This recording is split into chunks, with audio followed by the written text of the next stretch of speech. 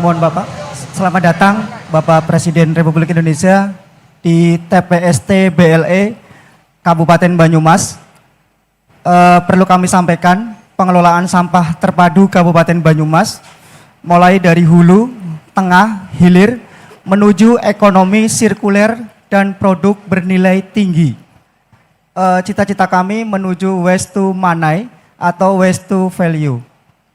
Jadi sampah jadi uang, Mbak. Berdasarkan data sampah Kabupaten Banyumas, jumlah timbulan sampah 738,80 ton per hari, Pak.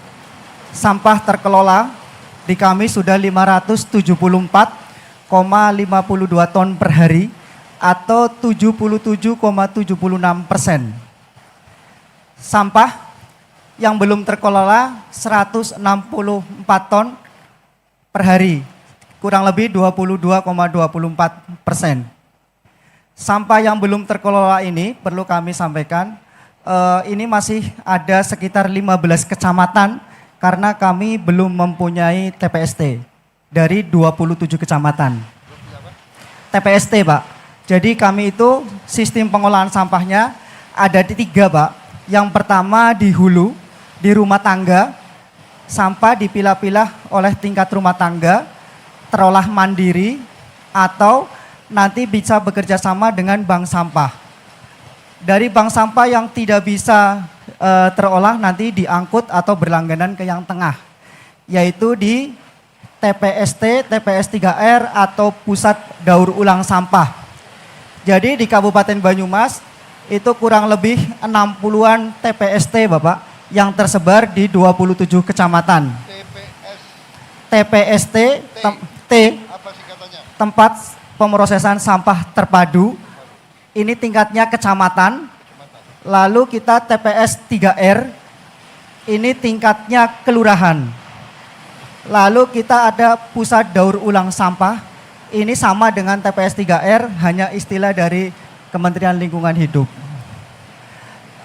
Di TPST ini, kita sampah, jadi warga itu tidak berlangganan ke pemerintah daerah. Tetapi sampah ini berlangganan dengan pengelola TPS 3R yang kita sebut adalah KSM, Kelompok Swadaya Masyarakat. Nah, jadi di Kabupaten Banyumas itu sudah dibedakan antara operator dan regulator. Pemerintah daerah itu hanya sebagai regulator, operatornya adalah masyarakat. Ini keunggulan dari Kabupaten Banyumas. Jadi warga berlangganan dengan TPS 3R dengan membayar iuran untuk biaya pengolahan sampah. Rata-rata di Kabupaten Banyumas 15.000 sampai dengan 50.000 per rumah tangga per bulan.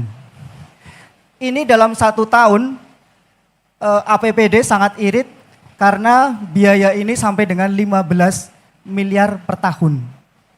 Pemerintah daerah tidak mengeluarkan, tapi biaya pengolahan dari masyarakat.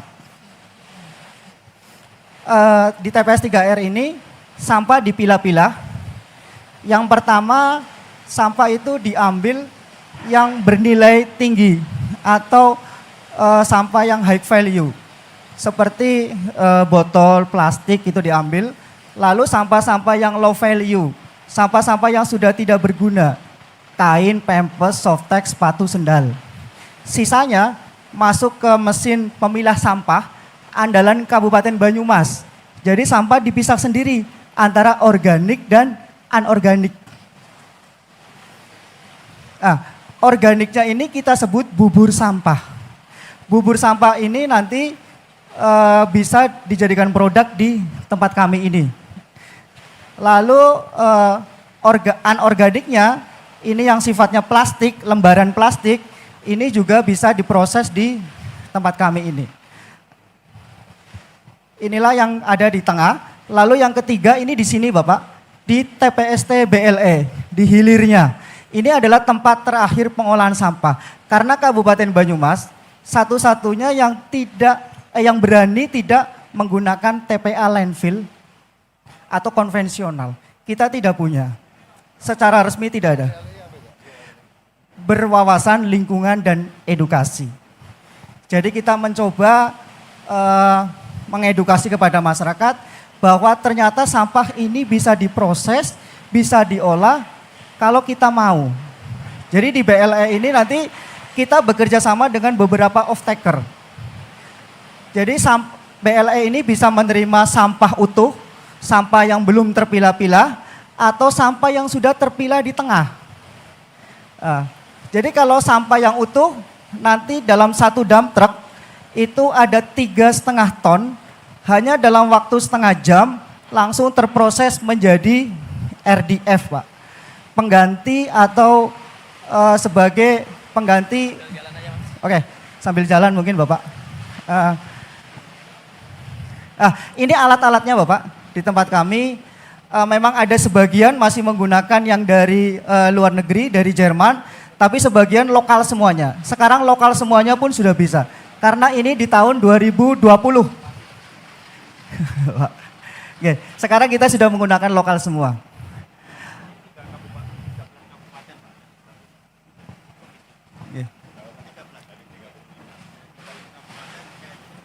Oke. Ini nanti hasilnya Bapak.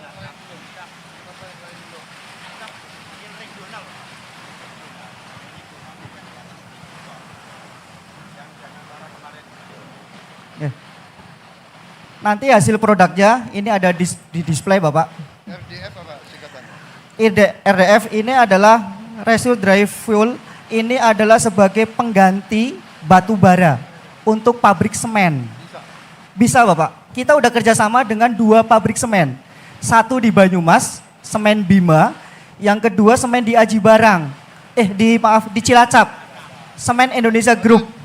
Kalian bisa bikin RDF di sini? Bisa Bapak, ini. Tadi malam kita 100 ton dikirim ke semen Bima, Aji Barang. Oke, selain nanti RDF, kita mau mengembangkan lantai Bapak, bekerja sama dengan IPOH dari Malaysia. Ini produk RDF-nya Bapak, hanya cacahan, memang yang diperlukan oleh off-taker pabrik semen ini cacahan 5-10 cm. Ini RDF, oke. Ke pabrik semen. Ini SRF Bapak, ini yang ke PLTU. Oke, karena kalau PLTU itu organik, kalau untuk pabrik semen,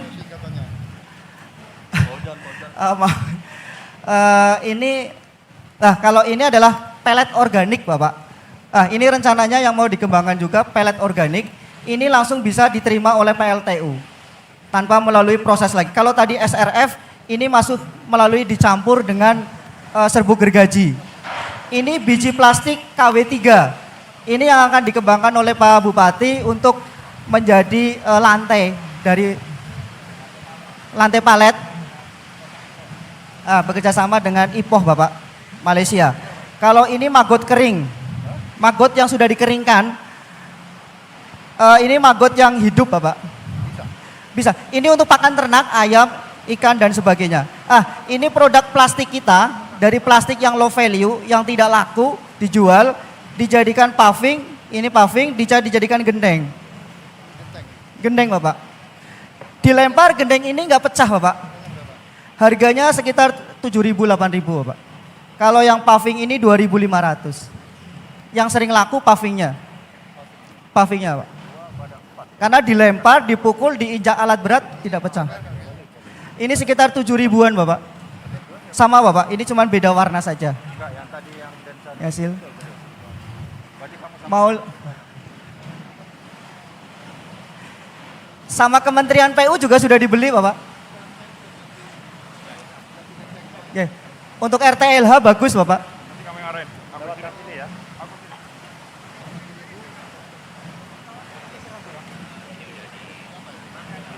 Oh, oke.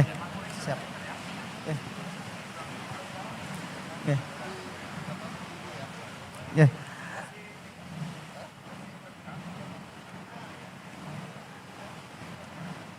Kalau gendeng tanah udah 100 ribuan Bapak.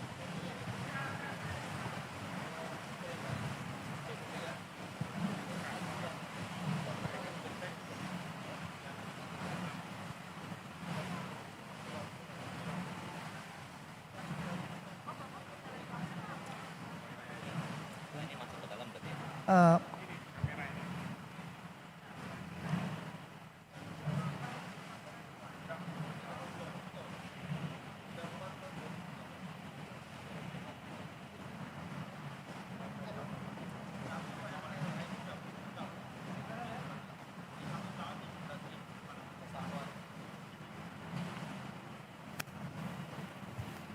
Kalau kayak gini tuh yang headphone itu kasih papan gitu loh, jangan apatis. Kalau kayak gini kan harus Saya harus ngomong di HT ntar Jaguar Bima wewewe lagi. hasil paving ini sudah dipasang di beberapa tempat, Bapak. Kalau di Banyumas ada di Komplek Menara Pandang, di Taman Balai Mas Kumambang, terus di trotoar sepanjang Jalan Bung Karno juga pakai ini, Bapak. Terus di Kementerian PU sudah dipasang di Politeknik Semarang pakai paving kita. Mungkin melihat di depan, Bapak, pengolahan sampah kita. Ya.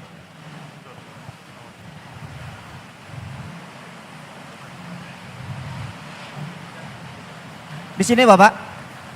Ini adalah pengolahan utama sampah utuh.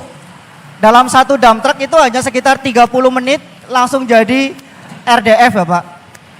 Setiap hari, sementara di TPST ini kita menghasilkan 80 ton RDF. Ini caca. Dicacah. Jadi dari sampah utuh di atas nanti turun terpilah-pilah antara organik dan anorganik, lalu dipilah manual oleh ibu-ibu, diambil yang kain-kainnya, Bapak. Sisanya baru dicacah.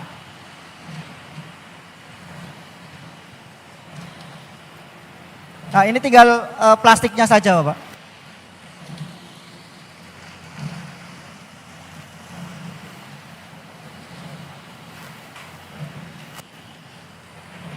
Kita sehari bisa menghasilkan 80 ton sementara. Kalian tidak pakai incinerator.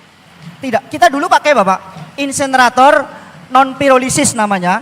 Ini dari IPI, tetapi saya pernah dipanggil Gakum, Bapak. Bulan Agustus, jadi langsung setelah pulang dari Gakum kita tutup sama Pak Bupati. Oke. Karena uji diosin-furan tidak ada di Indonesia, Bapak. Adanya minimal di Thailand. Biayanya itu satu itu minimal 200 juta. Padahal kita punya sekitar 15 pirolisis.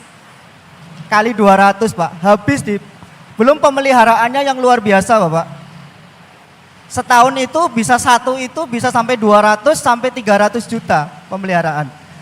Tetapi kita off-kan.